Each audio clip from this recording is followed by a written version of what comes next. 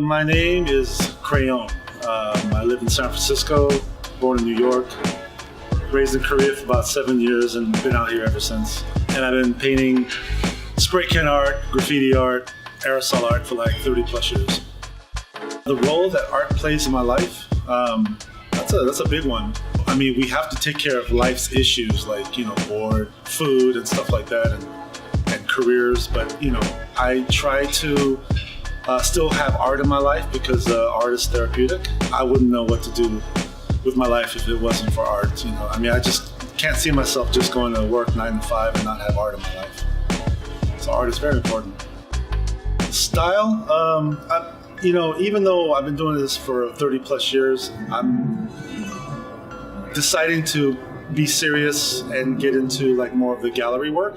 I think that's my next stage in life, is to figure out what I want to do, because basically I'm a hired gun. I'm a gunslinger as far as like art, because I go to a client, they say, hey, I want a Ferrari and Bugs Bunny, and I can do that. I can do it exactly to the T, a Ferrari and a Bugs Bunny. But how do I integrate that into something that what I want to do? My interpretation of the Ferrari, my interpretation of Bugs Bunny.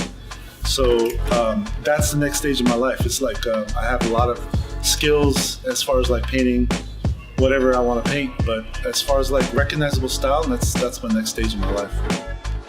319 Coffee, I like who they are. I like what they're doing. They told me, hey, do you. When the owners told me that I can do whatever I want, I mean, I just was excited about the project. I've decided to do something a little bit more out of my what I'm used to doing. It's funny, but it's at the same time, it's serious. It's got a national bird, but also it's adding humor and a lot of flavor, a lot of color, and a lot of background where I come from.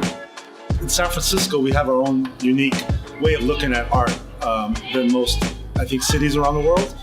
And so I've decided to look elsewhere. Now, not only are certain graffiti writers from around the world are influencing me, but also artists from the past. It's important that we still do the art that we love to do, and not compromise, I've been compromising for a long time, and now it's finally coming full circle where I can actually do the things that I want to do. I'm looking forward to the new Crayone, like the Crayone 2.0. Never give up, I mean, it sounds kind of cliche, but really don't give up, because I think the longer you do something and the more you're gonna get better at it, but also your reputation starts getting larger and your understanding of art gets much broader.